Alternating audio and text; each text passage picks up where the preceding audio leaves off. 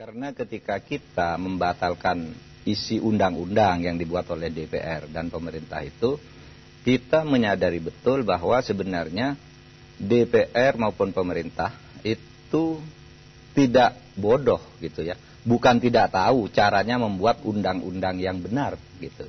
Bukan tidak tahu, mereka tahu. Cuma karena proses politik yang ada di dalamnya kemudian seringkali timbul semacam perselingkuhan politik, sehingga hal-hal yang memang tidak benar itu tetap dipaksakan masuk.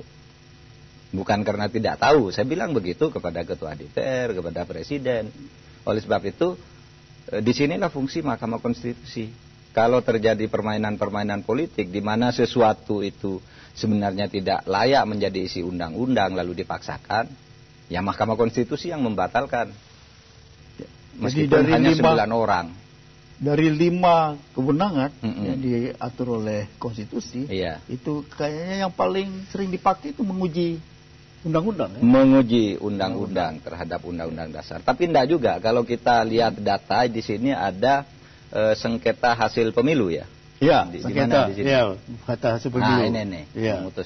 Itu pada pemilu tahun 2004 saja, itu kita memutus sebanyak 774 kasus perkara sengketa pemilu.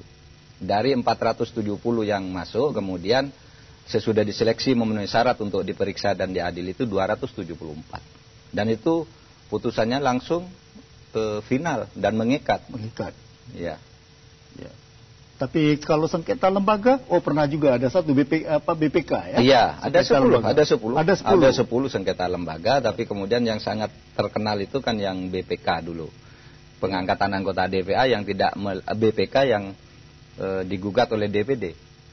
Menganggap bahwa DPR itu tidak berwenang karena menurut Undang-Undang Dasar kan anggota BPK ini dipilih oleh DPR atas usul DPD. Nah, waktu itu DPD tidak mengusulkan, DPR sudah mengangkat. Nah, lalu jadi sengketa. Mahkamah memutuskan DPR sah mengangkat karena ketika terjadi pemilihan itu DPD belum terbentuk, kan gitu aja masalahnya waktu itu.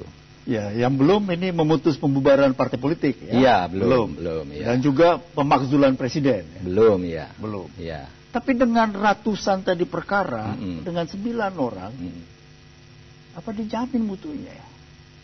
Kualitas keputusan. Nyatanya sampai sekarang kalau Pak Saur lihat ya, taruhlah perkara judicial review itu dari 152 vonis itu yang mungkin menjadi kontroversial, bukan tidak mutu, tapi menjadi kontroversial hanya ada beberapa, tidak sampai 5 saya kira.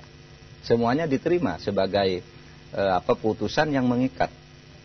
Itu satu. Kemudian dari kasus sengketa hasil pemilu misalnya, semuanya langsung implementatif, tidak ada masalah, langsung diterima sebagai keputusan, tidak ada yang mempersoalkan mutunya. Karena saya kira yang menarik dari Mahkamah Konstitusi itu argumen-argumennya itu sangat jelas ketika menyusun, dan itu terbuka ya, dibaca di depan sidang terbuka, disiarkan secara langsung, lalu hari itu juga dicetak. Sehingga masyarakat langsung bisa membaca dan tidak bisa lagi dipermainkan oleh hakim atau oleh pegawai di mahkamah, karena ini sudah dibaca dan langsung dibagi. Tapi siapa yang mengawasi Mahkamah Konstitusi? Yang mengawasi Mahkamah Konstitusi sekarang kalau dalam arti institusi lain, yaitu yang tidak ada yang ngawasin. Sekarang tidak ada karena Mahkamah Konstitusi sendiri pada waktu itu